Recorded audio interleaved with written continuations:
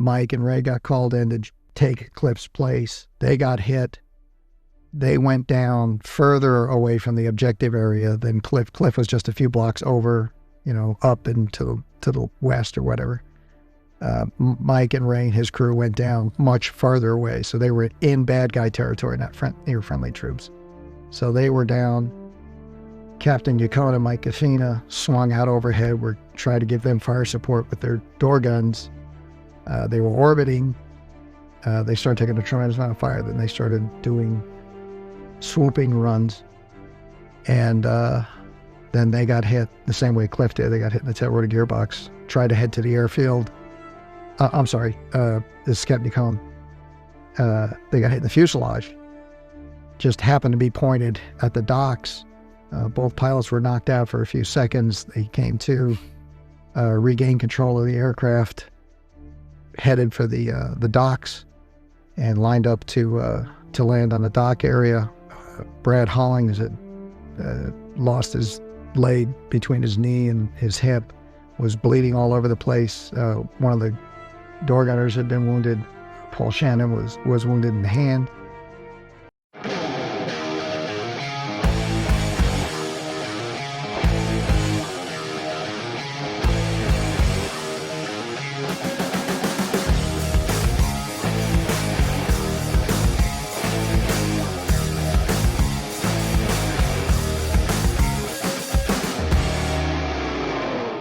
All right, tonight we're joined by Gerry Izzo. And Gerry, man, I really appreciate you coming in. It was Tara Harris who really helped this all come together. And of course, I want to give a shout out to her and tell her how much we appreciate her doing this. And her episode actually is the one that aired right before this one. Oh, cool. And so it's kind of great lead in. But thanks so much for coming all this way. I'm happy to do it. So I know we're going to get into Black Hawk Down and Somalia and all that kind of stuff. And I know people are going to want to hear about that. You and I talked about that on the phone. So we'll eventually get there. But I think what's more important is for people to understand the Gerry story. So let's start back at the very beginning. Where were you raised and everything? I grew up on Long Island, New York, same town, lived in the same town my whole life, Babylon, New York. Went to Catholic school for 8 years. My mother asked me, "You want to go to Catholic high school?" I'm like, "No, they're going to hit me harder there," So I went to public school. Wasn't a very good student. I was a C and a D student in school, mostly because I just didn't know how to study, how to practice for tests. I always wanted to be a pilot. Post-Vietnam, they were still drawing down. I went to talk to all the recruiters, the Navy, the Air Force, and Marine Corps. They all said, well, you got to have 4 years of college to be a pilot.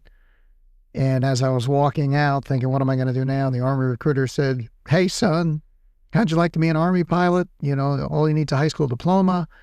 Oh, boy, where do I sign? And he goes, well, how old are you? I said, well, I'm 17. I'm still in high school. He goes, well, you got to get your parents to sign for you. I said, wait right here, And so I went in as a crew chief. Took all the exams, the flight aptitude standardization test. I passed that, much to everyone's surprise in my unit. I wasn't impressing everyone as a mechanic, and got accepted to flight school. Started at 19, graduated. I was 20. I was not the youngest in my class. Wow. And we started with 62 guys. Came out, went to Germany as a Huey pilot for 3 years. Where'd you go in Germany? Giebelstadt Army Airfield. Kitzkin first. I was in the third division. Okay. And then they moved us to Giebelstadt Army Airfield. The last 6 months I was there, I was the pilot for the commanding general. On a Huey. On a Huey. Way before I thought I would be eligible for something like that. I only have 1 year, and not even a year in grade, 6 months in grade as W-2. Came out of that, went through the Black Hawk transition, went to Fort Bragg, was with the 82nd. 5 weeks after I get there, we do Grenada. I'm the new guy in the unit. There was me and two other guys from my transition class. And if it hadn't been for our name tags, nobody would have known our name. The other two guys crashed, and I was the only one that didn't. And I'm sitting there going, oh my gosh, I'm the red shirt from Star Trek here, you know. Yeoman Johnson. Yeah, that's right. Crewman number 5, you know. Got goggle qualified. They were wanting us to go to jump school. They want everybody to go to jump school and everything. And they said, well, first we want you to get goggle qualified. Okay. So then as had that done, and I'm thinking, okay, well, now I got to go to jump school. And my former company commander calls and says, I want you to come to the 160th.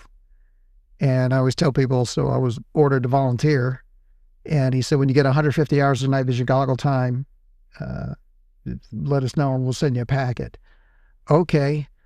So I never did go to jump school because the priority was to build the night vision goggle time. Well, when you jumped all the time in the 82nd, so you're gone, you're out of the loop for 3 days. Refresher training, the jump, and I think it's parachute shakeout afterwards.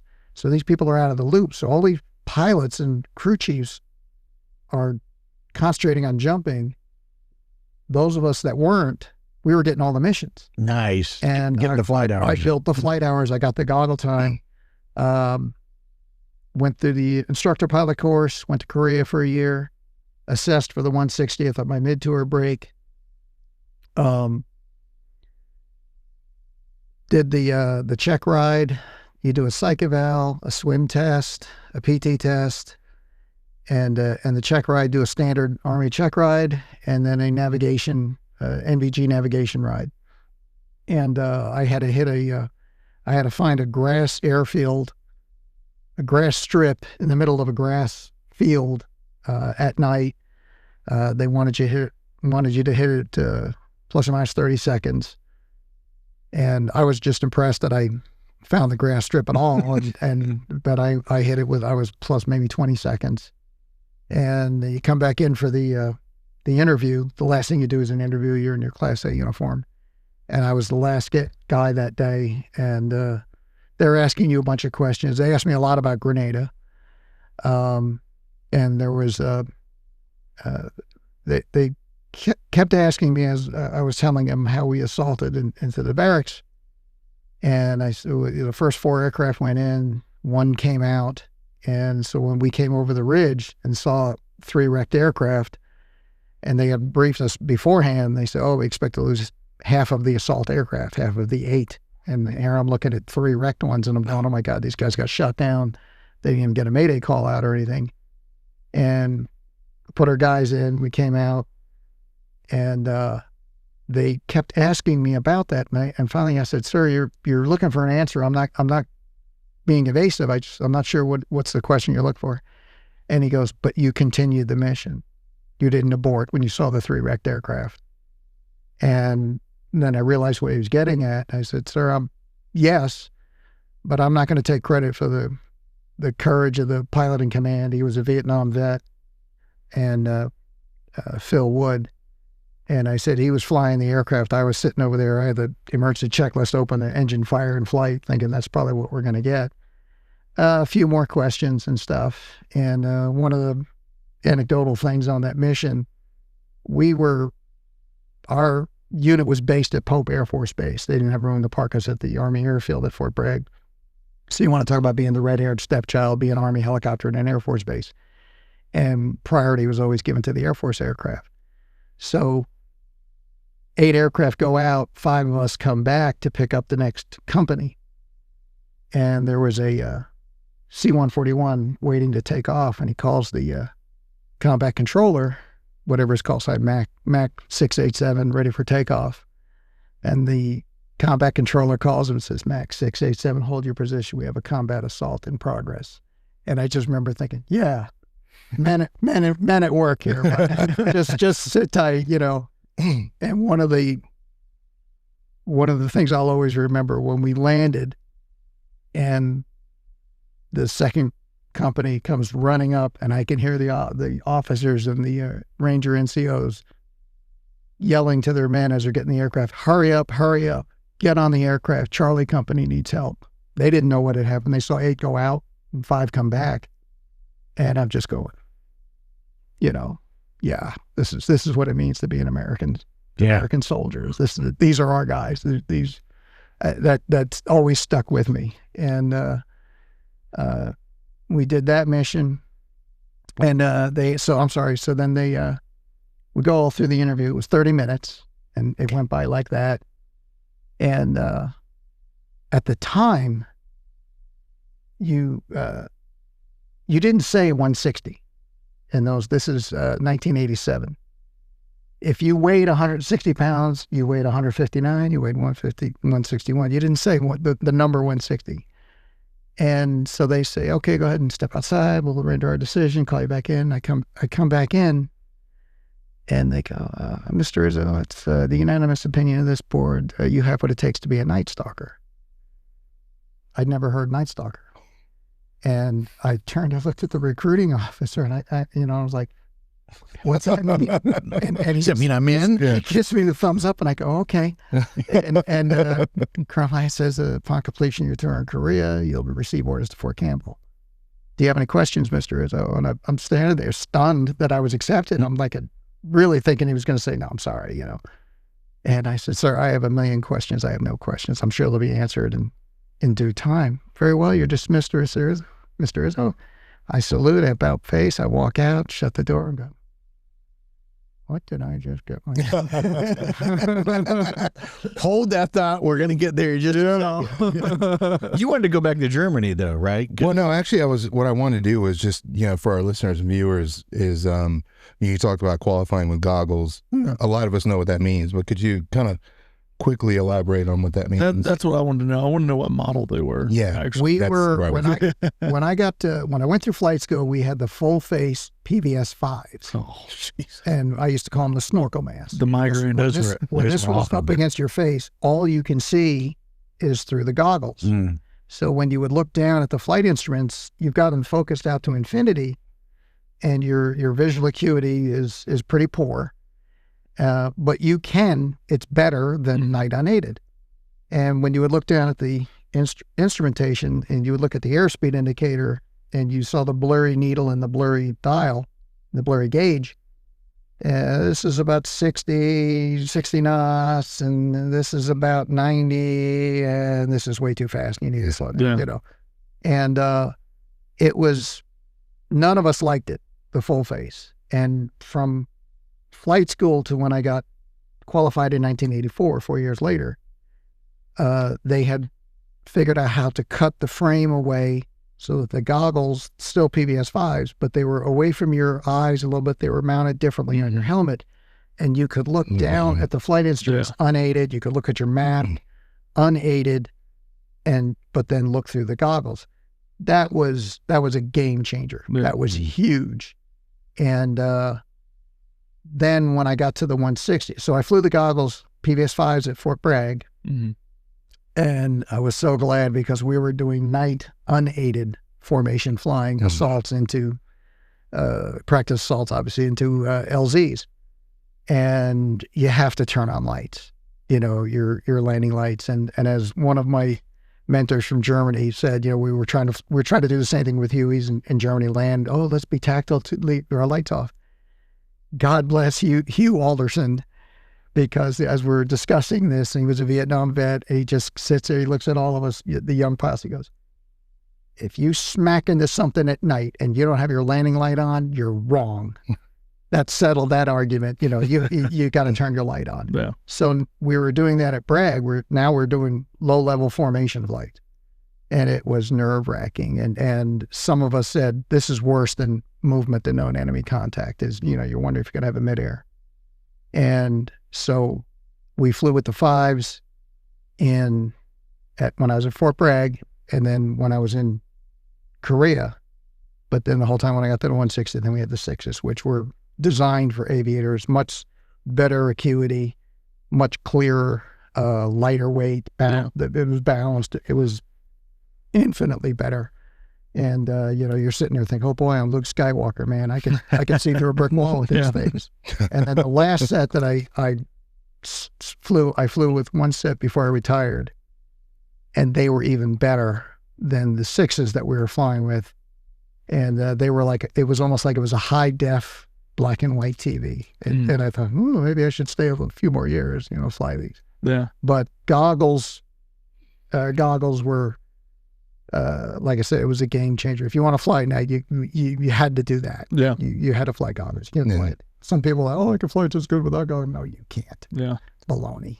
When you got back to Korea and you started contemplating going to the 160th, and you couldn't talk about that, what was it that you were telling some of your peers or some of your friends and everything about going there?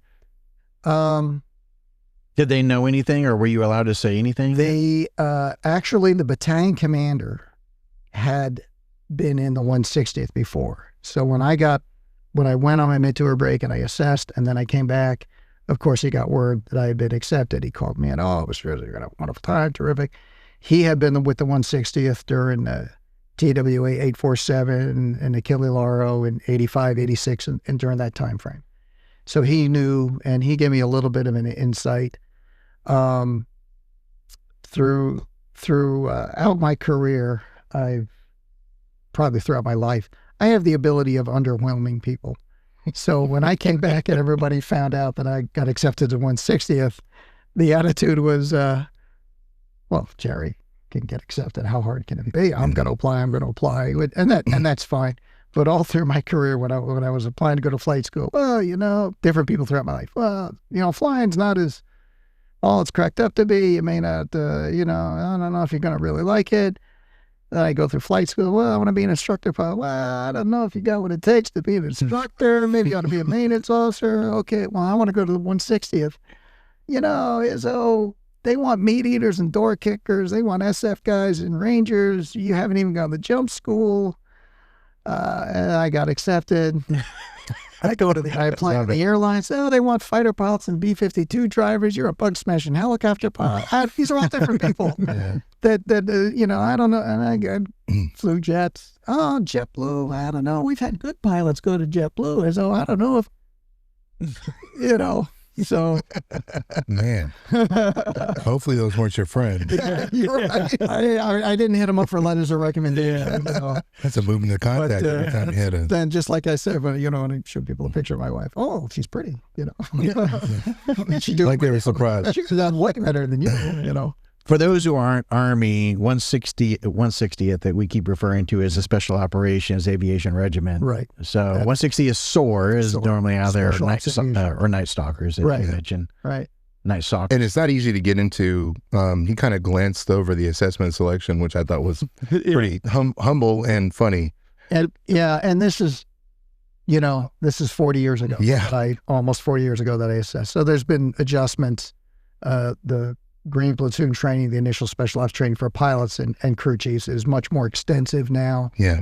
It was for the pilots, the primary focus was precision planning, precision navigation. That was that and some of the different approaches that we would do, the fast rope approaches. The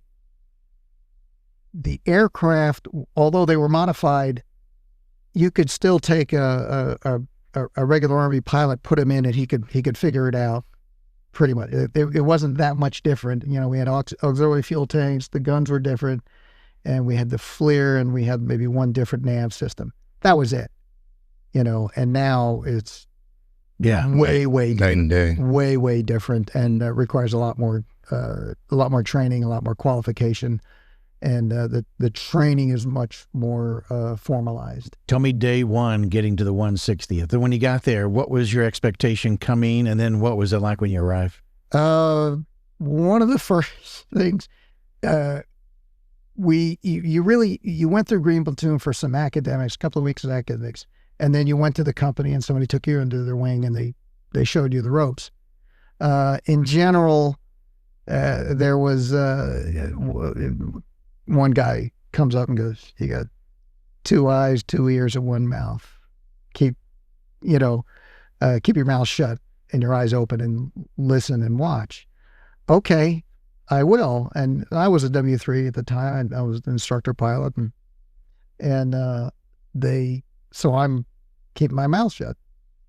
And we go on this one deployment, and we never had to weigh the aircraft before we put them on C5s. And this one crew insisted that we weigh them. And there's a way of, you have to pull the aircraft up onto these little portable scales. Well, I'm watching them do this, and they're not used to doing it because they never get asked to do it.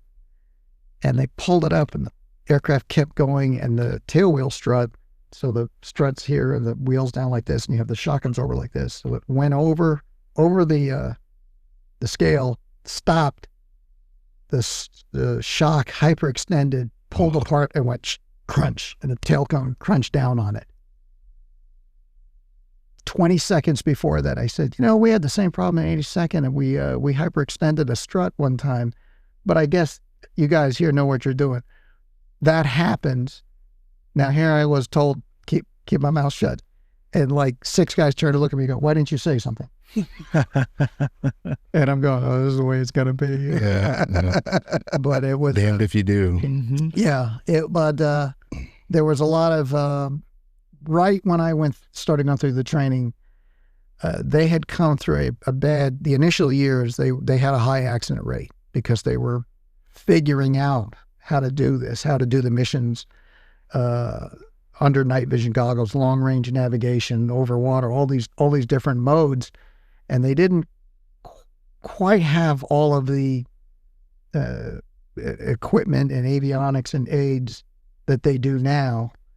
And they were just coming into that when I got there. And so I benefited from those early years. Those early 3-4 years were pretty brutal for the unit. On the Black Hawk. All the aircraft. The aircraft. Yeah. All of them. Black Hawks, Little Birds, everybody. Yeah. The learning curve was steep. Was that your primary airframe, or Black Hawks. did you get a chance to dabble? I was rated in the Black Hawk the whole time. I did get stick time. I did get to fly Little Bird. You would go on a deployment, get some bootleg time. Right at the end of my career, I got to fly I got to fly Little Bird gunship. Oh, I got to fly an A6. Nice. They were doing a orientation program because you're a flight lead. Yeah. So we go out to the range and flying with one fellow. He says, okay, you pull up, you push over, you fire, when you get good strikes with the miniguns, you fire off a pair of rockets, and you brake, and you come around. And so, Gerry, this button's the rockets, this one's the guns. You got it? Yep, I got it. So I fly my pattern, I come around, I pull up, and I'm sitting there going, oh boy, oh boy, oh boy, I'm a fighter pilot now, look at this. And I pull up, I push over, I'm firing, you can see all around sparking on the tank, and the rockets are unguided, and my first 2 rockets straight down hit directly on the roof of the tank, because when he did his straddled it, and I get 2 bullseyes. I brake and I look at him and I go, I'm done. And he goes, not so fast, big boy. So I did I think 4 more runs. The safest place in the world was buck naked on top of the tank. I didn't come nowhere close to it after that. But that was beginner's luck. It's easy to hit with the guns, but the rockets is it's an art form, and you got to get close and you got to get practice. That's wild. Practice. And not to jump ahead, but I can't say enough about the AH-6 pilots and the 160th. And I'll say it to anybody: you take gutsy pilots, simple, reliable weapon systems, and you practice and practice and practice until you're expert, and that's how you get to be that good. And they are that good. They were absolutely fantastic in Mogadishu, and I think I've got the numbers correct. They were firing miniguns within 10 meters of friendly troops and rockets within 30 meters. Not one single friendly fire incident. They're the best in the world. They are, and the DAP pilots are the same way. That's insane. Yeah. You practice. That kind of precision. Practice. Train. That's how you get that good. Now, this was 87 when you first got there? I assessed in 87. I finished my tour in Korea in March 88. April, I was in the 160th. Okay, so March 88 to July of 97. Did you end up doing anything with Desert Storm? The unit did. I did not. Okay. We were training out to do that one mission. And they had to keep a reserve force back in the States. Most of the regiment did deploy, and we all thought we thought this was going to last 4 months, not 4 days. And it was over before we knew it. And so the first combat mission I flew with the 160th was in Panama. And we did the 8-hour hit there. And can I tell you a little bit about that one? Yeah, absolutely. So, because I forgot to mention about Panama. I got to the unit. We'd gone through Green Platoon, Mike Chandler and I, and I had gotten fully mission qualified. I was a fully mission qualified pilot in command. And we got a mission. We were going to launch 6 Blackhawks and 4 Little Bird gunships, and we were going after Noriega. And I believe I was the 4th aircraft in the flight of 6. I was right in the middle. And so we practiced, rehearsed this for months and months and months, maybe almost a year. And then right at the last minute, oh, no, you're going after Noriega. And we scrapped everything and we had to throw this together real fast. So you go through all this, and you guys know you got the plan, you got the 6 contingency plans, and it's all ricocheting around in your head, and you're like, okay, let's hurry up and go before I forget everything. And I'm walking out to my aircraft, and it's midnight, whatever it is, and it's still really, really hot and humid in Panama. And I come out to my aircraft, and my crew chief is pacing back and forth, and I'm going over everything in my head, and I sort of, we're ready to go. And he goes, he looks up, he goes, I'm really, really scared. So it was my first mission. And I had my first mission in Grenada. So I'd had the first day, which is the worst day, because you don't know what you're going to do. And I said, listen, we're coming in at night. We got black helicopters. The lights are off. We have night vision goggles. They don't. I've seen you shoot that minigun, the electric dattling gun. We're going to go through them like a hot knife through butter. I said, don't worry about it. Well, sir, you're sitting up there. You're wrapped up in that Kevlar seat. I don't have anything back here. And I said, well, Joe, you got your body armor on. If you get hit in the arm or the leg, you're probably not going to get killed. If you get hit in the head, you won't even know it. I said, anything comes at you from the front, it's got to go through the windshield, the instrument panel, my body armor, me, the back of my body armor, and the seat. So just stay behind me, and I'll slow down anything coming at you from the front. And he goes, okay, sir. And I look at him and I go, really? You're going to hide behind me? You little... and I got it. He laughed a little bit. I got him laughing. We line up to, we crank up. You have a timeline, of course, you guys know. And we line up. We're ready for takeoff. We got about 6-7 minutes to go before we're going to launch to hit this thing at H-hour, which I think was something like 2 o'clock in the morning. And word comes over the command net, the SATCOM. And they call a flight lead and they say, hey, H-hour's moved up 15 minutes earlier. Can you still make your time on target? And I look over at the other pilot, and he had flown in Grenada with the 160th. And I go, we're going to be able to do this? And he pulls his flight computer out of the E6B and he spins it around. And he just goes, ooh, we got to go fast and we got to go now. Because it's not that far to make up 15 minutes. Mm-hmm. And there's no kinks in the course that we can really take out. Few seconds later, flight lead calls the net on the command net, and he goes, affirmative, we can make TOT. And they go, roger, execute. And I'm like, ah, damn. And so he calls the flight, he goes, Mike flight, Mike 2-1, pitch full 10 seconds, acknowledge and chalk order. So 22, 23, 24, 25, 25. 25, are you ready? Yeah, 25's ready. There's always one guy there. Always. We take off. Normally we would go 80 knots to the first checkpoint, then 120 en route, because you can't go full speed in formation. Somebody's got to have some slack to stay up there. We go right up to like 145. And we're going fast. We clear the airfield. We look down. You see all this aircraft equipment down there and everything. You just can feel the might of the U.S. military. We clear the airport boundary, and Ron flipped up the gun switches for the crew chiefs. Okay, your guns are hot. And I had my Night Stalker moment where I just sat there and I went, hot damn. I'm on a combat mission with the 160th. I'm a fully mission qualified PIC. I'm in the front row of the Indy 500. You know, not bad for a paper boy from Long Island, you know. And so we're going as fast as we can. Plus, we're having to climb to cross the mountains to get from Howard Air Force Base to Cologne. And at one point, one of the gunship flight lead calls and says, "Slow down, you're going too fast. We can't keep up. It's all they can do with a full load of rockets and ammo to do 120. And drop 5 knots. Negative, we got to make TOT. Get there when you can." So Ron slewed the FLIR turret around to look behind us, and you can see them dropping back, but going as fast as they can. And all I could think of was, well, now I know how those B-17 guys felt over Europe when the escorting fighters. World War II. Yeah. It's as far as we can go, fellas. And they, Yeah. you know, we'll see you back in England. And so as we're proceeding to the target, we start flying through rain showers. So we're climbing to cross the mountains. Then we start popping in and out of the clouds. And then we were solid in the clouds, in formation, under goggles. We had never done this before. At least I'm 99% sure, or certainly I'd never done it before. Nobody said a word. Everybody, you saw everyone's infrared formation lights go click, click, click, click, click. Everybody went to full bright.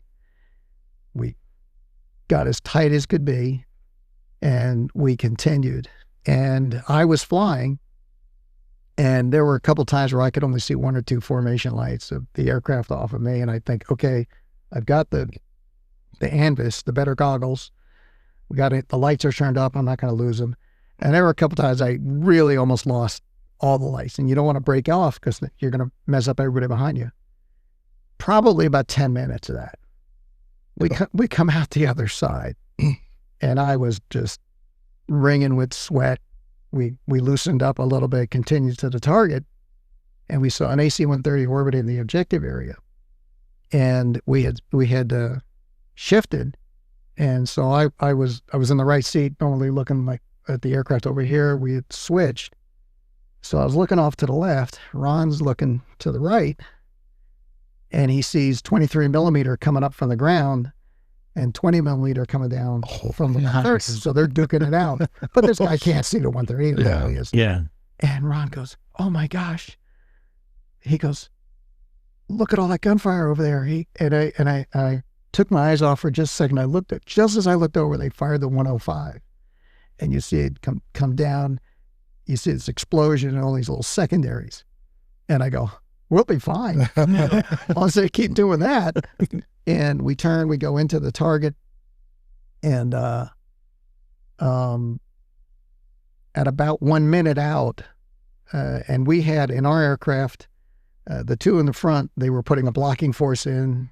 The aircraft in front of me and us, we had the actual assaulters that were going to go try and grab him. And then the 2 aircraft behind us were a blocking force. So as we're getting closer and closer to the target, and it was a row of beach houses, and I think we were like the 3rd one from the right along the shore. And I go, "Ron, I don't have the target building yet. You know, it's all mushed together in the one big blur."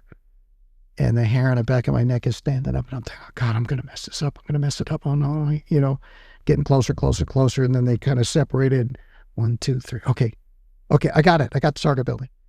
And I was so relieved because, you know, of course you don't want the mission to fail and everything, but most importantly, you don't want to take crap in the debrief afterwards. Yeah, right. You know, you messed up. The importance in the AAR. Yeah, that's right.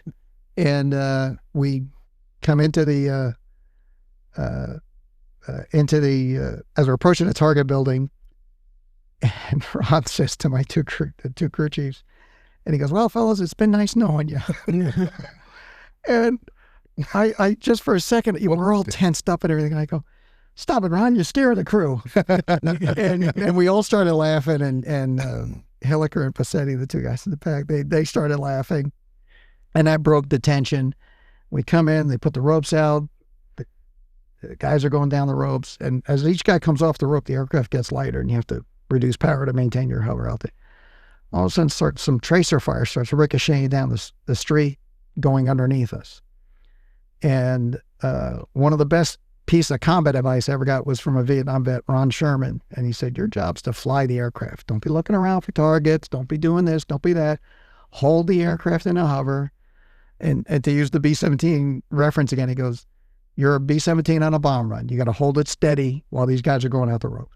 So I was looking 90 degrees out my door. Okay, nothing's going on over here. I'll just concentrate on this. Well, Facchetti starts shooting. Hilliker starts shooting. I find out later, as soon as they opened up, all the gunfire stopped. And it's funny how miniguns do. Yeah, the minigun or a 50 cal will stop Yeah. it. And it seemed like it took a long time to get the ropes because the SEALs asked us to pull them back in. Only you would release them. And I find out 25 years later, Hilliker says, well, I guess I can tell you why it took so long to pull the ropes in. And I go, well, I thought it was just because I was, scared, and it seemed like a long time. He goes, no, we were pulling the ropes up so fast. They came in, went through the aircraft, and they went out the door. The other side. And we turned around, and we were like, oh my God, we're going to pull the ropes in again. So they pulled them all in real quick. They got them on the floor. They got the door shut. Ropes clear left and right. We came out with it, a holding area. And now I didn't know this at the time. And so we were all on hot mic, but they pulled their mic away after they did all that. And they said to each other, we don't ever tell anybody about this ever again. Okay, no problem. But he told me a few years later. And Noriega wasn't there. And the SEALs told us later when they went in to clear the house, and they go in, they clear the house. It's like, oh, doggone it. Well, maybe he's next door. So instead of going to the next house and blowing the door and everything, they knock on the door, like, open the door, United States Navy. And this lady in a supersonic Panamanian, no. And they go, get Rodriguez up here. He's Puerto Rican. He can speak Spanish. So I got to use some colorful language if that's okay. And they go, get Rodriguez. And he comes up. He goes, yeah, what's up? He goes, tell this bitch to open a fucking door. And he goes, okay. Hey, bitch. And he goes, and he smacks me, and he goes, in Spanish, you idiot. I could have done that. Oh, sorry. So he tells him in Spanish. She opens the door, and they goes, Noriega in here? She goes, no. And he goes, why didn't you open the door? She goes, what, are you kidding me? It's World War 2.5 out there. I'll throw furniture in front of us. Is Noriega in there?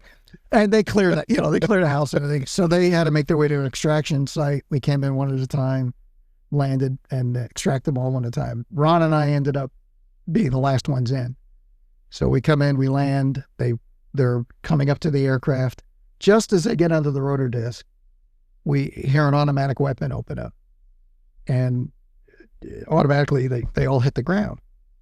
And I'm sitting there, 8 feet up off the ground, and I'm looking down at them, and I see one of them kind of look up. And he turns around, looks back at me, and I got my hand out the vent window, and I'm like, don't lay on the ground, get in the helicopter, let's get out of here, So they get in, we take off, we call the air mission commander to tell him how many SEALs we got on board. And he's adding it up to make sure that we have everyone. So now we're heading back to the airfield, single ship now. And I can see the 2 aircraft in front of me. One's a mile ahead, one's a half mile. And we're there. And he calls us again. He goes, Mike Flight, pass me your report again. We're 3 short. We may have left 3 guys behind.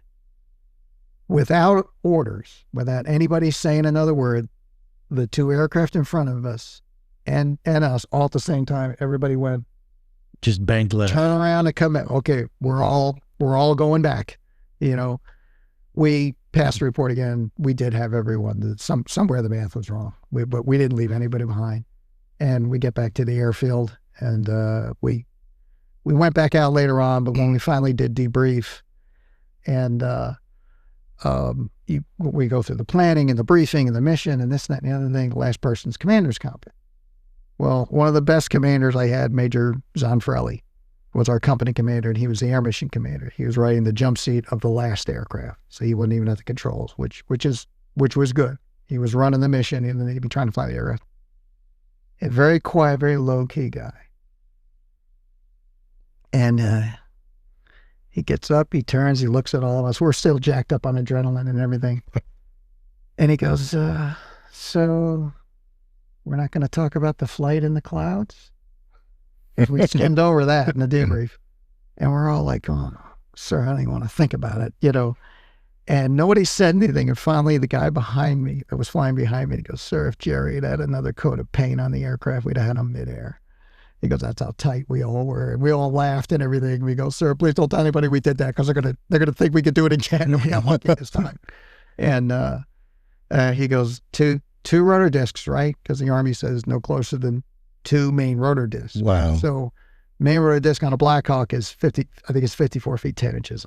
Someone will correct me. So 100 feet. And we go, yes, sir. Two rotor discs. Two tail rotor discs. That's about how close we were. Wow. But that was how that one went. What was the elevation? We're in the clouds. Yeah. Where were you guys? I don't know. You know, as you ask me now, I think it might have been possible that we could have climbed all the way up on top of the clouds, crossed the mountains, and came down the other side, but we didn't know at the time. So we just stayed as tight as we could, and that was, I things like that are exercises in arthritis because you're just I can't even imagine. Yeah, that. I would say that was the toughest flying, you know, the most stressful flying that I ever did. And when we saw the C-130 duking it out, and you know, when they took out that one gun, and Ron goes, that's where we're going. That's the objective area. I said, do we have to go through any more clouds? He goes, no. I said, we'll be fine. Once we're done with the clouds. That AC-130 was prepping the battlefield. They were, and they stayed overhead. Yeah, that's nice.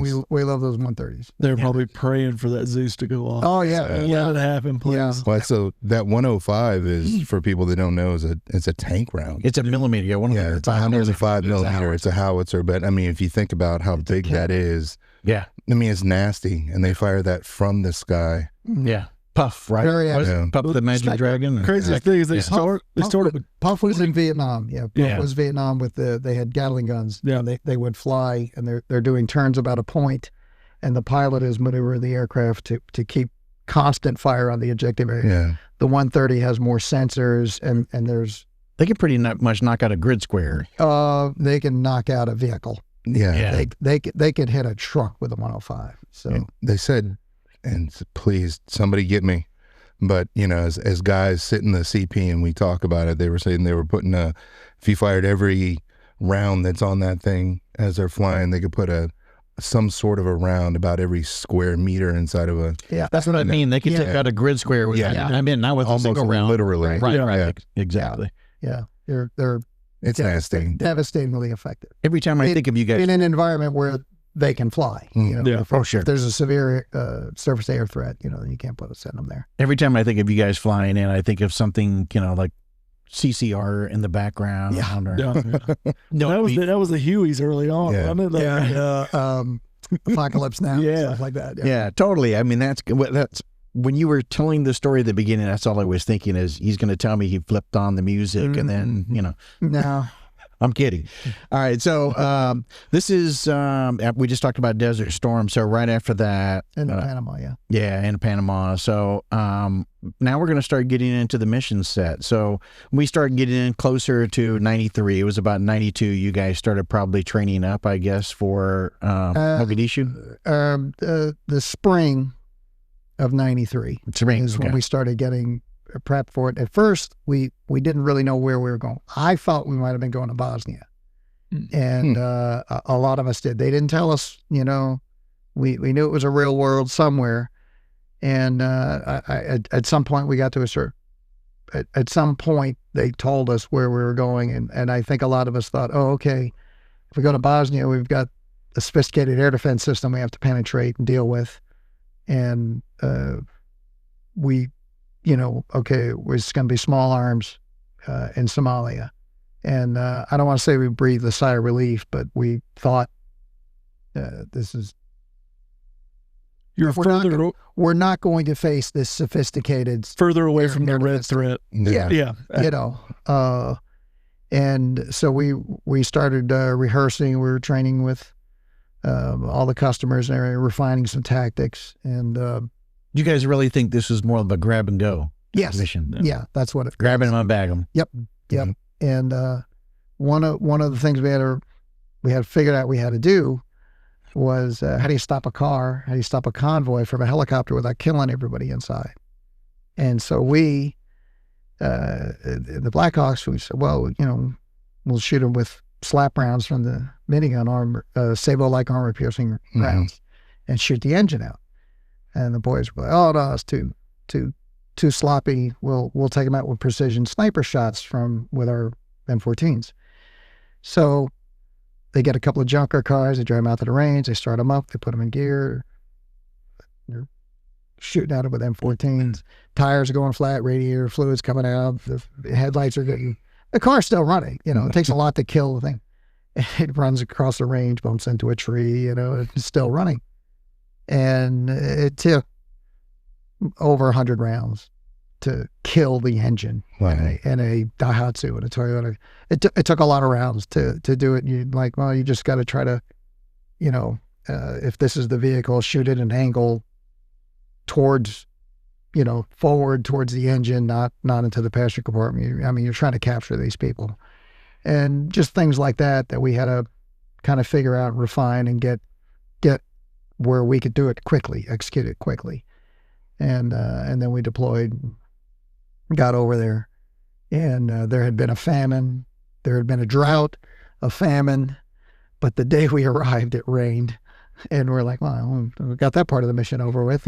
We brought rain in Somalia. And we started doing, immediately launched on missions.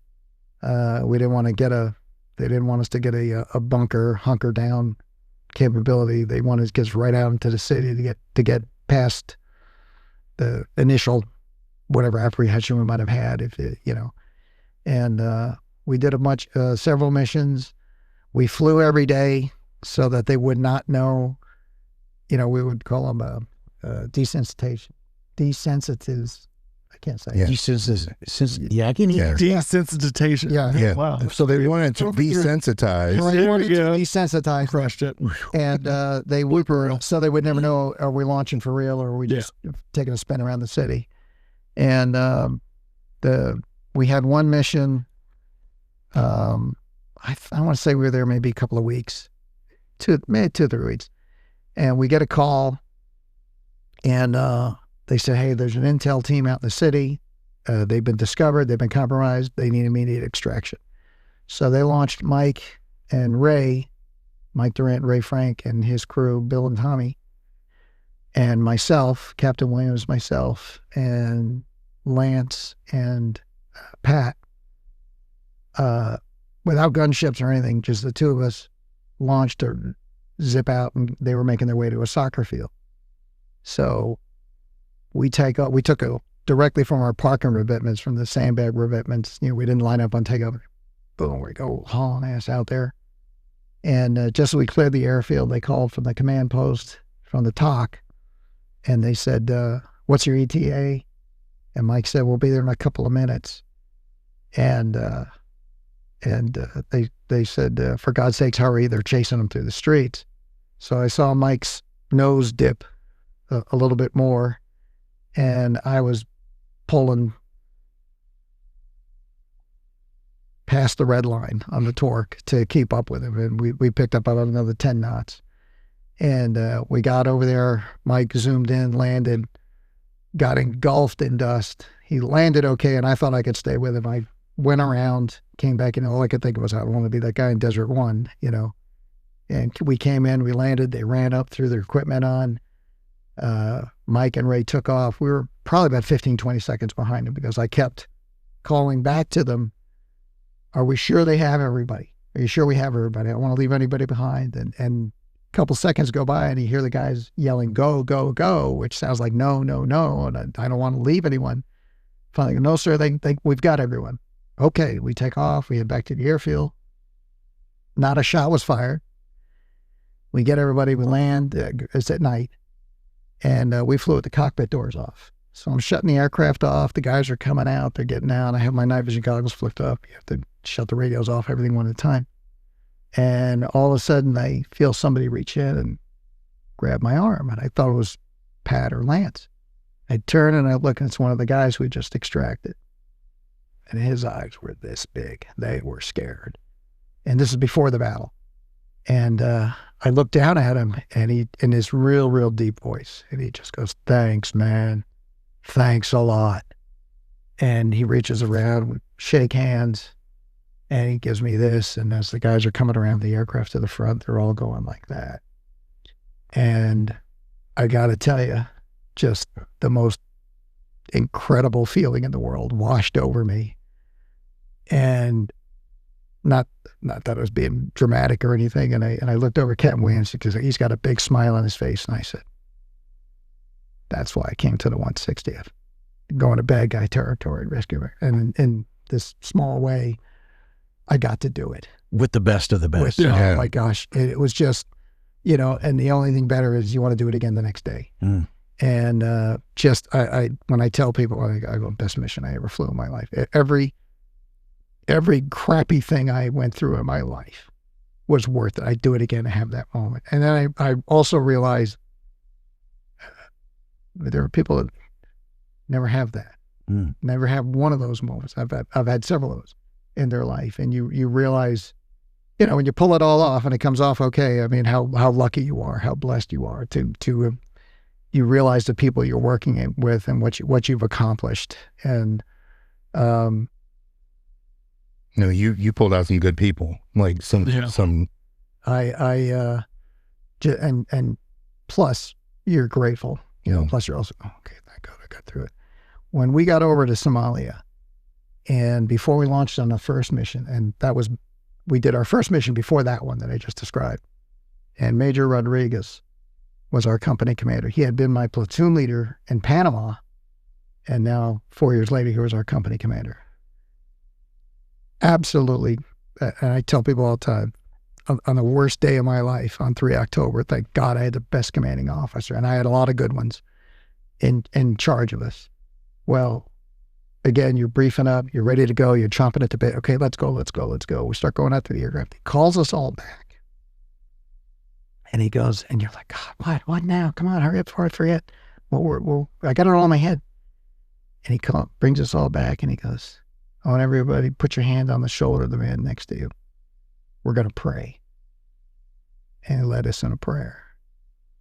And I can't remember exactly what he said, please protect us, give us courage. And dear God, please make them all bad shots, make their weapons jam too, is what I was praying for. And when he finished, and he goes, everybody look me in the eye. We all look up at him, and he goes, we all come back, every damn one of us. And I always tell people, I go, no, when you finish praying, you say amen. But this time we said, yes, sir. And we went out, we flew, and I'm like, okay, now I feel like I'm ready. And you don't, that was tremendous, very, very comforting to us. It certainly was for me. Yeah. And I'm like, oh yeah. And sometimes you got to do stuff like that to keep your people going. That's leadership. Right. I was just telling somebody along these lines the other day, and I said, and I know I mentioned to you, I can't always do good leadership, but doggone it, I know it when I see it. Mm-hmm. And Major Rodriguez, just the only thing you feared from him or about him was letting him down. Mm. He didn't have to, the only time he raised his voice if there was noise and he had to make himself heard. He was just great. He was great. Major Binkley was my commander in Germany. Major Zonfeld, they were all the quiet, low-key Dick Winners type guys. And those are the best commanders, not the yelling, screaming, micromanaging kind of, that in any field. That people, the only people that respond to that are privates in basic training and linebackers, I think. Everybody else wants you, talk to us like adults. We get it. And he was very, very good. And it pretty much came to him naturally, I'm going to take us now to that day, and although everybody's seen the movie, we're going to talk about it just a little bit because I think there's some important factors, and especially some things that you called out prior to us getting on air that might be kind of good to talk about as well. But so it was obviously October 3rd, 1993. Everybody's seen the movie Black Hawk Down. Over 120 members of the Task Force Ranger were dispatched to seize 2 associates of Somalia clan leader Mohammed Farah Adid near Baraka Market in Mogadishu. So the mission went awry. 2 Black Hawk helicopters, Super 61 and Super 64, crashed after being brought down by rocket-propelled grenades. I want to get more importantly to how the mixture of the aircraft were, because I don't know that, I think the movie actually had to cut off 1 aircraft of each, right? They couldn't. More than that, yeah. Yeah. So we had, in terms of force mixture, there was Super 61, which was the lead Black Hawk. And that, of course, was, let's see if I've got it correctly, it was Super 61 and 64 were the ones that were crashed by the propellers. So CW4 Cliff Wolcott and CW3 Donovan Briley. Yes, 6-1. We're 6-1. And I'm not mentioning the air crewmen that were also on there, but just the pilots and stuff. And then there was Star 41, which was a little bird assault. 41 through 44, I should say. 4. And then Super 62, which was the Trail Black Hawk. Yes, of the assault group. Of the assault group. The assault group, yes. Right. So that was the assault force. Their mission was to go into the buildings and capture these individuals. Right. It's very much like you said in the mission of Panama. Very similar to what you were kind of describing there. So Super 61 was shot down, killing both the pilots and those 2 that I just mentioned. And you had mentioned that the 3 of you, of those 2 that were killed on Super 61, kind of shared a room at the airfield. Yeah, we did. Cliff Donovan and I were share the room. And just to jump ahead, you see in movies, people come back at the empty bunk, the empty dining room tables and stuff, and you don't realize how that hits you like a Mack truck when you're really sitting there looking at your friends' equipment, their bunks and stuff, and they're not coming back there. And it that night that I spent in that room by myself was a little tough. And just to jump ahead, the next day I went over to one of the other pilots, Stan Wood, and I said, Stan, I need we had boxed up all their stuff and got it out. I said, Stan, we have an air conditioner unit in the wall. I need a live roommate. And he said, yeah, we were all talking about that. He goes, I'll grab my stuff and I'll be right over. And when he came over, so Stan took Cliff's position, not only in the mission, but his cot. Yeah. And it was a couple of days. I asked, I said, does it kind of give you the willies or something? He goes, well, you didn't die in this bunk. He said, no, it's an honor. And Stan is another extraordinary leader. And that just the kind of guy to look at it like that. And yeah, it was tough. But yeah, Cliff and Donovan, the order that it went, because Todd Blackburn fell, and that caused this 15 to 20 minute mission to go 35, 40, I think 42 minutes from when we put him in to when Cliff and Donovan got shot down. So Cliff got shot down. The Ranger platoon leader that I had put in grabbed half of his men, started running to Cliff's crash site to try to secure it. One of the little birds, Carl and Keith, came in, landed, jumped out, grabbed Star 41, grabbed some guys, got them back into the aircraft, got in a little bit of a gunfight with a couple of guys, took them out, got back to the airfield. Major Rodriguez came in, put he was flying the SOAR bird, a combat search and rescue bird, put Rangers, CCT guys, and PJs in. While they were putting them in, they got hit with an RPG in the main rotor blade. They finished putting everybody in, still held the aircraft in a hover, got everybody in, started heading for the airfield. It also took out the transmission oil cooler, 7 gallons of oil's pumping overboard. As they're flying to the airfield, they're calling, I've still got control. The aircraft's shaking, you can hear in their voice. I've still got control. I'm getting warning lights, chip lights, oil transmission temperatures going up, pressure's going down. They got to the air, and when they touched down, they said transmission pressure's at 0. And they went in and switched that with the spare aircraft. Sikorsky says the aircraft will run for 30 minutes without oil pressure in the transmission. I don't, because it needs pressure to shove it up to the gearboxes. I'm not sure if they really meant without oil. Yeah. But it ran for 5 minutes and got them back there. And so they got, that was 2 Blackhawks. Mike and Ray got called in to take Cliff's place. They got hit. They went down further away from the objective area than Cliff. Cliff was just a few blocks over, up and to the west or whatever. Mike and Ray and his crew went down much farther away. So they were in bad guy territory, not near friendly troops. So they were down. Captain Yacona and Mike Gaffina swung out overhead. Were trying to give them fire support with their door guns. They were orbiting. They started taking a tremendous amount of fire. Then they started doing swooping runs. And then they got hit the same way Cliff did. They got hit in the tail rotor gearbox. Tried to head to the airfield. I'm sorry, this is Captain Yacona. They got hit in the fuselage. Just happened to be pointed at the docks.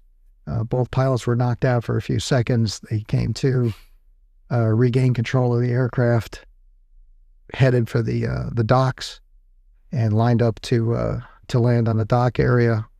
Brad Hollings had lost his leg between his knee and his hip, was bleeding all over the place. One of the door gunners had been wounded. Paul Shannon was wounded in the hand. They get the thing, they land at the dock area, and they called for medevac, and I started to head over to them. I got about 30 seconds over. Major Rodriguez called, "Hey, I'm back up in the spare aircraft now. I'll handle the medevac. I'll pick them up, get back into the holding area." So we did that. I think I've accounted for 4 aircraft. And later on, I had like 6 clocks and timers in the aircraft. I couldn't tell you what time it was. It was dark. And they called from the objective area and they said, "We're running out of ammunition." So they sent the aircraft behind me. We had just come back from the airfield getting refilled. They sent them back to the airfield. They picked up ammo, medical supplies, and water, and flew back out to the objective area. This was Stan and Gary. Came over the objective area building. They were throwing the stuff out. They had 2 Rangers in the back throwing the stuff out. I think one guy got zinged up the side of the head, and I think one guy got wounded slightly in the hand. Threw all this stuff out. They started taking rounds, taking hits in the aircraft. The gunner, and I can't remember which side he was on, but Sergeant Hargis, Scott Hargis, was man in the minigun, looked up. He was telling me this months later.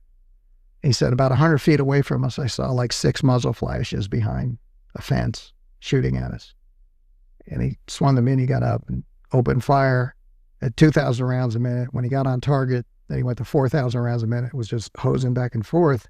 And as he's telling me the story, and I'm listening to him, and I go, "Did they stop shooting?" And he goes, "Yes, sir, they stopped shooting." And then they started taking rounds up to the floor, and there were 2 guys in a tree underneath him, and he just kept firing. He swung the gun down, was fire back and forth. And he said one guy fell out of a tree, another guy fell out of a tree, and then the tree fell over. He was like, "I cut the tree down."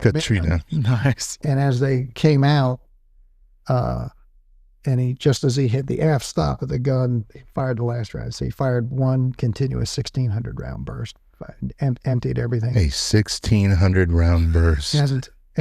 Crazy. They started to come back to the holding area with us, and then Stan called and said, "I've got wounded on board.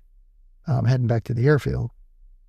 And again, this is night. They get back to the airfield, and they realize, I think one of the Rangers, they were bringing them off, saying, "Hey, there's something leaking from the ceiling. It's oily. It's not water. I think check your aircraft." They started feeling around it, and a lot of holes, and their transmission pressure started to drop. And I can't remember what it was. Sergeant Powers, the platoon sergeant, told me later. He says, "Yeah, there was a component that had been shot off." So that aircraft was out. So we were down to the command and control bird, Black Hawk. myself, one other assault Black Hawk, and the spare, the search and rescue bird. Wow. So of the 8 that went into the objective area that we launched, 2 were shot down and destroyed, 3 more were shot up, but either made it back to the airfield, made it to a safe area. So at that point, we're orbiting, and it's sounding pretty bleak on the ground for what I'm hearing on the radio, what I'm hearing on the command net back and forth. And you're trying to keep your spirits up and be optimistic, but I'm going, we might have 100 American soldiers in chains in the morning if this doesn't start getting better here. And Captain Miller on the ground called and said, I've got 2 critically wounded guys that are going to die if I don't get them out. I need immediate medevac. And I looked over at Captain Williams and I said, okay, that's us. They're going to send us in. Let's get ready. We test fired the guns. I figured I would come in, I would put one wheel on the roof of a building, and they would throw these guys in and we'd get out. But I was pretty sure it was the same building we did the resupply in, and Stan had gotten shot. We thought, okay, it's nighttime, we got the cover of darkness. Well, we didn't. I mean, it wasn't helping. And I'm like, I'm going to have to do this probably while the aircraft's getting hit. I'm just going to grit my teeth and get through this. And I'm trying not to think about it. And the conversations are going, Captain Miller and Colonel Harold's talking back to the command post, and we're trying to get ready. And I remember I took my pistol out. I put it around the chamber of my M16 because I really thought I'm going to end up on the ground. And I said a quick act of contrition and a Lord's Prayer. And I just said, please, dear God, don't let me, if I'm going to die tonight, don't let me get trapped in a burning aircraft. That's all I ask. Because I figured if we got shot down, it'd be quick. And what I was really thinking was, we've lost 5 aircraft. What's 2 more? And one point, Colonel Harold, and I remember they dropped using the call signs at this point. And he said, Scotty, I can't send any more Hawks in. I'm running out of helicopters. Hang on, we're going to get some armored vehicles from the UN, and we're going to punch through to you with that. And you, again, looked over at Captain Williams and the 2 of us, and we both went. And you want to help. You want to get these guys out. But you can't help it. You're like, okay, maybe that's a better plan. Maybe the time for helicopters has passed. You know, the shock, surprise, all that's over with. You need armor now to bulldoze your way in and bulldoze your way out. And we had 3 lieutenant colonels, Matthews, McKnight, and Harrell, and Colonel Boykin making the toughest decisions of their lives in the least amount of time. And I'm alive today because of them, because of the decisions, the mature decisions that they made, because you get to a point, okay, we have to stop feeding the beast. This is, you know, we can't go in the front door. We got to start going around the back door, something like that. We're going to come up with something different. And they were smart enough and savvy enough, and came up with an alternate plan. The problem is that I don't want to say the problem, but now you have to read these people on from the UN, brief them. They got to load up they're moving, again, no enemy contact. They're not just going to jump in like they're jumping in a rental car and go zooming out there. They have to plan, brief, load up. And it took time. It took a long time to put that all together. And we stayed out, my aircraft stayed out there for maybe another hour and a half. And we were orbiting north of the city. We weren't in any danger, but we weren't contributing to the battle. And I said, okay, how about if we go back to the airfield? We're the same distance away. We're just on the opposite. You know, we're holding here. Here's the objective area. Here's the airfield. We're probably going to do another resupply mission. And we'll be ready to do that. And so they sent us back to the airfield. We stayed running all night that was probably around 10:30 that we went back. We stayed running till about, we would cycle through refuel till about 7:30 in the morning. And the gunships were continuously engaging targets. And no doubt in my mind that those 4 gunships saved the day. They kept it from being the Alamo. The Rangers did a fantastic job. Everybody on the ground did. When the battle was over, and I went looking for Lieutenant De Damaso, the platoon leader from my aircraft, and they had run to that stadium like they showed in the movie, and we were cycling between the stadium and the airfield, bringing people back. Some guys were coming back on vehicles. So every time we pick up a group, and I say, is Dito back there? Is Lieutenant De Damaso? No, sir, he's not in this group. No, he's not. I did 3 trips. Oh my gosh, he got killed. I just know it. So when it was all over, and I went looking for him after the battle, and I went into the hangar, and, the Rangers are obviously, to say they were upset is an understatement. And, you're an aviator in Ranger land. You're a little bit, I don't want to say intruding, but you know what I mean. And, anybody seen Lieutenant De Damaso? Anybody seen Lieutenant De Damaso? No, I haven't seen him. Oh, God, I just know it. Finally, one guy goes, yes, sir, he's right over there. And I look over, and there he is. He's just standing there. He's got his hands on his hips, letting his men see he's still on his feet. He's still in charge. He had the scabs on his face from, from grenade shrapnel. And as soon as we saw each other, the 2 of us just kind of went, okay. Because he said all these aircraft getting shot down, he thought one of them was me. And so I went up to him, I said, Tom, are you okay? Now, he was a first lieutenant, and I was a W3 promotable. Now, when we were in front of his men, obviously I addressed him as sir, of course. When it was just him and me, we were Tom and Gerry. And yeah, I said, Tom, you okay? And he goes, yeah, I'm all right. He said, I just got scratched. I'm all right. And I didn't want to ask the next question, but I knew I had to. And I said, how are your men? And he just turned and gave me a real hard look. And he goes, I brought them all back alive. Mm. And I knew that was all that was important to him. I said, man, Tom, I'm really glad. This kind of gets a little bit to awards. And we talked for a few more minutes. I said, all right, Tom, I'm going to get back over there and everything. And I started to leave, and he goes, hey, come back here. I want to tell you something. So me being a pessimist, oh God, what did I do wrong?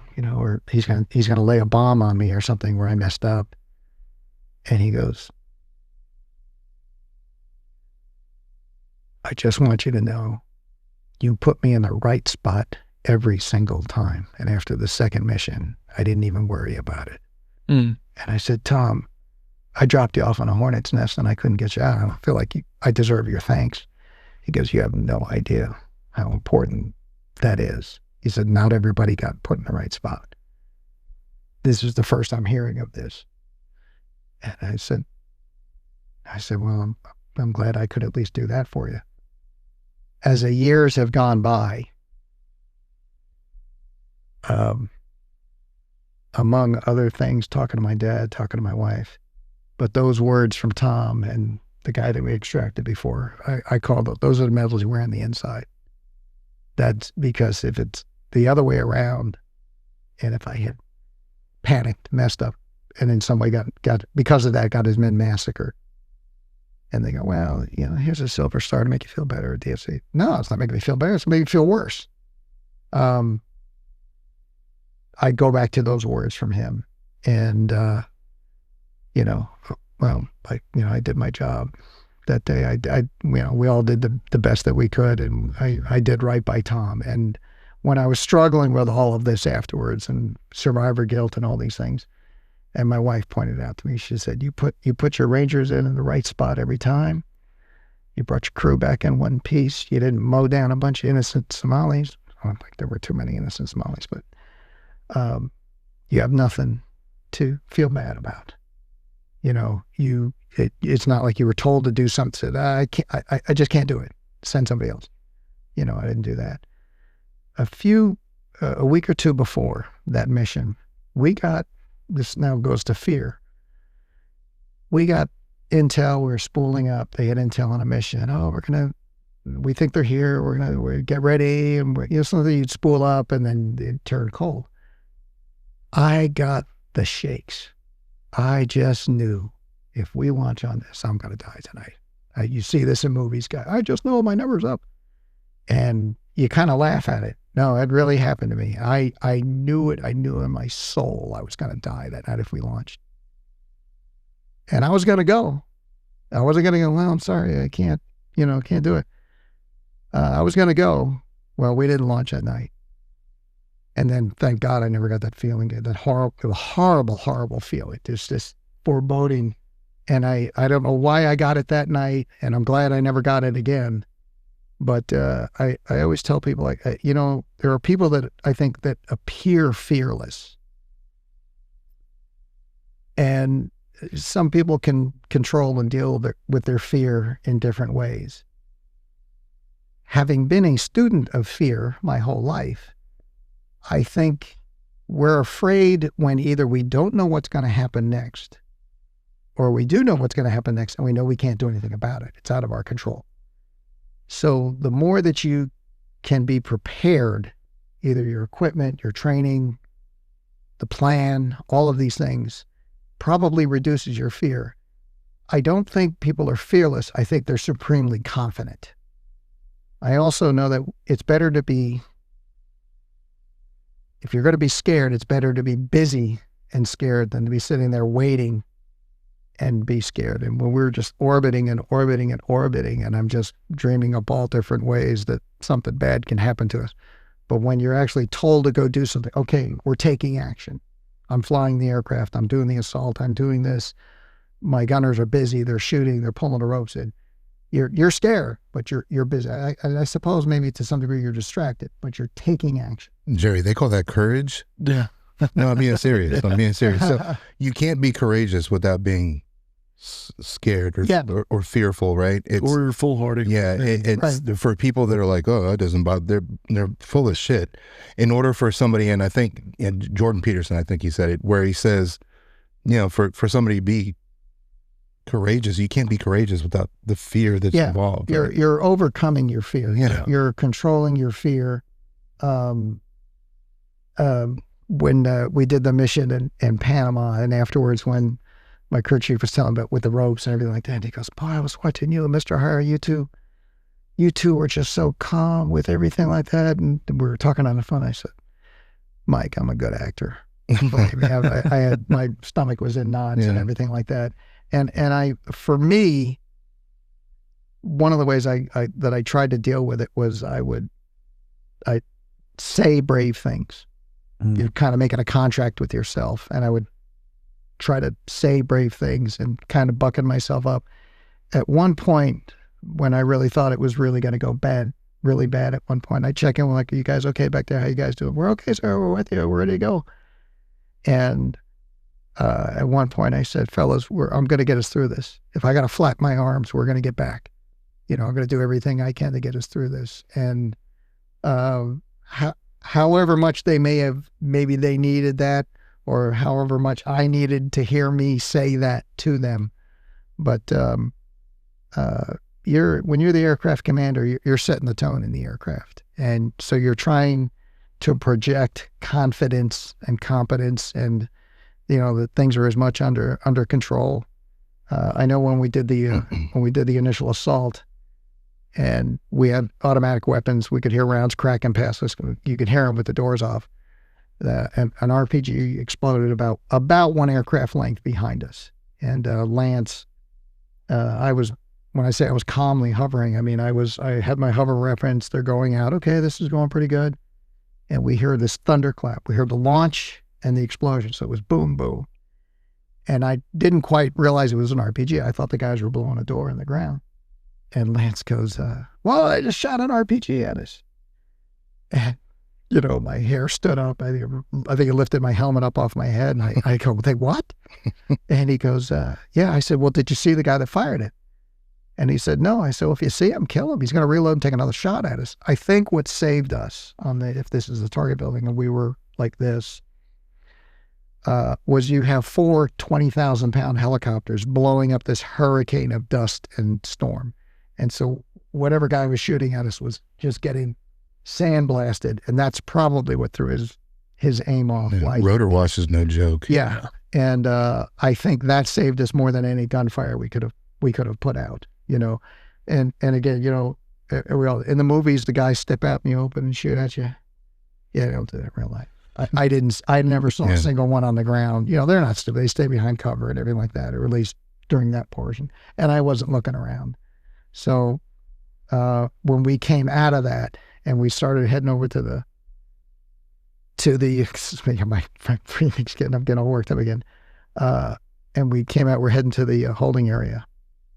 And I did what I just did just now. I was like, and I realized I've been holding my breath for about 45 seconds. And I looked over at Captain Williams, and that poor guy, you know, he's not flying the aircraft. Doesn't have a weapon. He's just got to sit there, you know, while I'm doing this. And I think we're wearing our welcome out here. And it was either he said that or I said that. And then the other one of them said, I think they're catching on to what we're doing. Because that was the first time they fired at us on the way in. And, but I just remember going, holy cow, you know.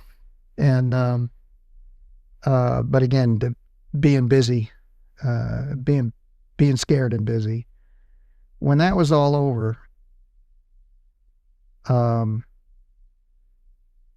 skipping ahead now, and when I got home and I told you guys about my dad being out in the Pacific, and he would always take me for a walk and to settle me down.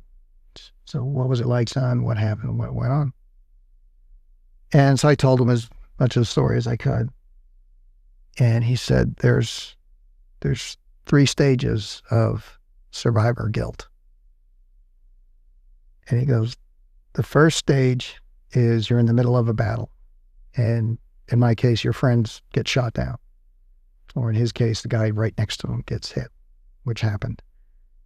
And he goes, and your friend gets hit, and you're sorry that they're hit, and you're sorry for them, but there's a little part of you that goes, thank God that wasn't me. And you feel guilty for thinking that way. And he goes, it's perfectly normal. You're not a monster. You're not, you know. And he's telling me this, and I'm nodding. I'm going, yeah, that's exactly what I was thinking, you know.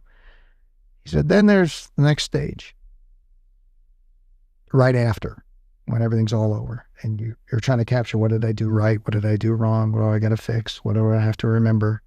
Did I do everything that I could? As I tell people, was I quick enough? Was I smart enough? Did I fly well enough? Was I brave enough? Did I do everything that I could have done to try to save my friends? And he says, and you know, you go over that over and over again, because we might have to do this again. This was Sunday. We might have to do this again on Wednesday or Tuesday.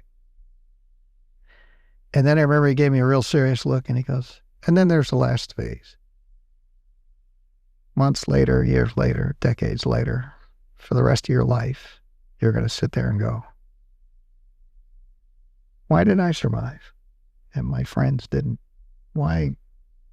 And I call it the Saving Private Ryan question. Am I worthy of my life that was spared? Have I earned this? Have I done enough good in my life? And he goes, and you'll tussle with that forever. And I realized as he was telling me this is what he was dealing with. And he's right. You know, I don't think about it every day, but when I do, I think about it a lot. You can't help it, I think. At least I do. Other people deal with it differently. And, but whenever I feel bad about it, or we could have done more, we could have done this better, we could have, whatever it might, and I, like I said, I go back to those words from Tom. I go back to that guy that said thanks. And, it gets my chin up off my chest. And, kind of going back to the prayer part when we were flying. And I always tell people, I go, and before when I was saying about some people got a little mercenary about decorations. And I go, at no point when I really thought this was going to be the end of the Gerry Izzo show and I wasn't going to see the sunrise and I'm sitting there praying to God, and I didn't sit there and go, and if, dear Lord, if you could throw in a Distinguished Flying Cross, that would appreciate it. Nobody was saying that. And as my dad said, talking about Purple Hearts, and he goes, yeah, we used to call them the Japanese marksmanship medal. He goes, doesn't make sense. You get hit, you get a medal. The guy that shot you should get the medal. I said, yeah, nobody wants the Purple Heart. Yeah. And thank God I didn't get one of those either. So,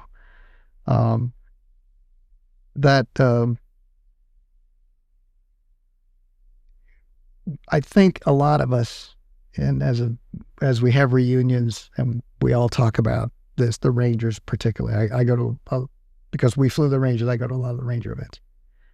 And almost all of us say the same thing, before I went over there, like 100 things in my life that were a big deal. And after that, about 6. Yeah. Yeah. And I think a lot of us, you come out of it with a sense of gratitude. You come back, I maintain, with a perspective and an insight into life, into priorities, that I think police officers have, I think firemen have, and people in fields like that, and what we all do. And you realize, you look at things differently. Most of the stuff you think was a big deal before were usually material things. What kind of car I drove, clothes, and stuff like that. And you realize what's really, really important. And you try to remember it. I think when I say this is how it benefited me, this is what I've taken away from it. And when I look back on it, what I'm grateful for. And I tell people all the time, I got to serve with the bravest soldiers in the world, and I flew with the greatest helicopter crews out there. Me? And when you step away from it and you go about your life and you realize what special people that you were with. When you're in the middle of it, you're surrounded by special people, you don't realize it. And then when you step away, you realize, oh my gosh, these are the top 1% in the service. These are the top 0.0001% in the country. It was an honor. It really, really was. You want to know something that's really cool? You're a part of that percentage. Yeah. This whole time we're talking, we're sitting here, isolated yourself away from this crew of heroes and professionals, and you, my friend, are part of that percentage. When I was retiring from the airlines last October, you age out at 65, and that last year I would get in the aircraft, I'd look back and you'd see 200 faces looking up at you from the cockpit door, and you'd look back at them. And I would just think, well, that career sure went a whole lot smoother than I thought. And I go, it sounds cliche. I can't believe I did this stuff I did. Did I really do this? This is so out of character for me. Did I dream this? Did I just watch a movie? Was I really a part of this? And I feel, not to hit this too heavy on it, don't be afraid to punch over your weight class, to go for the gold ring. What I found, as I was saying earlier, when all these other people, they don't want you, don't listen to those people, because if you do, you'll never get out of the starting gate. Yep. Try. That's what I loved about the Army. You're willing to try. The Army will let you try. You're not going to do something great if you try average. And I had people all through my career helping me do these things. I didn't fly that Black Hawk by myself, and you know, people help you along. People encouraged me, and you learn as you have your successes through your career. Maybe I can do these things. Maybe I can achieve. Maybe you did. Yeah. And yeah. And then you take the maybe away. And don't, again, don't, you know, when you hear people say, oh, I didn't get the breaks, I didn't do that. And there's that wonderful quote from, there's a quote from Arnold Palmer, and he made this great putt and everything. Somebody goes, boy, you got lucky on that one, Arnie. And he goes, yeah, the more I practice, the luckier I get. Yeah. You know, the more that I tried, and a lot of times I tried, failed, tried again, failed, tried, succeeded. You know, my career went like this, up, but there were setbacks. And I know I'm going on and on here. One of the last pilots I did an assessment on before I retired, he came in, he was just physically fit, his uniform was great, but he was low-time pilot. And low-time, he had just made captain. Great, really good guy. And you could tell there was potential there and everything. But when you bring commissioned officers into the 160th, there's a critical time. There's some jobs you have to get before you come here. Certainly you have to get the advanced course, probably have a company command. At least that's the way it was then. And this person had really never failed at anything in his life. Everything he touched had turned to gold. He had succeeded at every single thing. That's great. That's not the way combat goes. You're going to have to bounce back from failure. That's the key thing. And when I've gone to interviews, airline interviews, have you ever failed a check ride? Yes, I did. What did you do? I went back, I studied 10 times as hard, and then I went back and I passed. That's the guy you want. You're going to have setbacks. You're going to have setbacks in life. How do you bounce back? How do you regroup and go, okay, lesson learned. Don't do that again. Go this way. Yeah. Don't cut the black wire, cut the red wire, kind of thing. And that's what I learned. And that's, you know, one of the hardest missions I flew was when I flew after that mission, and we got back out over the city. We didn't want us to get you get thrown off the horse. You got to get back on it. The four of us went out to that aircraft. It was a long walk, and we cranked up. Went through the checklist, and we took off, and however you want to say it, we got our mojo back. But get right back up, keep going, and that's not just in flying. That's in life, I think.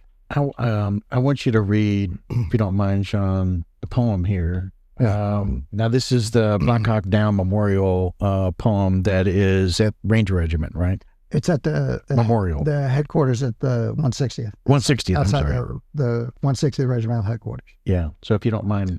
Yeah, it's the Black Hawk Down Memorial poem. When the roll was called that morning, we listened for their names. We paused in solemn silence. For each, it was the same. None answered to the roll call. Each one had passed away. We felt the pain and the anguish on that sad and mournful day. Each of us who knew them knew it was not their last fight, for God will take them home. With him they'll make their last flight. Only those who fought with them on their final day know what heroes they really were. Yes, heroes, we all will say. For each of them was more concerned with the welfare of others. This selfless love they possessed makes us a band of brothers. There was no hesitation, with bullets round them flying. They came to help their buddies, for they knew others were dying. Yes, these men were heroes, what each warrior wants to be. But these were special ones, for they were night stalkers, you see. So when their story is told, everyone will then admit, it's more than just a motto. Night stalkers don't quit. Colonel Gerry Boykin, Mogadishu, Somalia, in honor of fallen night stalkers, 3 October 1993. I got friggin' chills. Yeah, I got him too. It's hard to read. I think he produced that in maybe 15 minutes. Unbelievable. And one time, years later, we asked him about it. He said, they asked him, was it hard to write it? He goes, no, it was hard to stop writing it. Yeah. He said, I want to just keep going and going and going. Yeah. Gerry, thank you for coming all this way. You're more than welcome. Thank you for sharing your journey and your story with us and our listeners and everything. You left so many great nuggets. Wisdom comes from those who fell and learn from their mistakes and move forward. And I think you gave some great advice to, up and coming leaders, individuals who are, maybe rethinking their past and what they did in a combat situation or going through some struggles or whatever. I think you hit every little aspect there. And I think so many people are going to benefit from this episode. And I thank you so much for being here. You're welcome. I'm glad. Thank you. Thank you, brother. Thanks, Gerry. Anytime.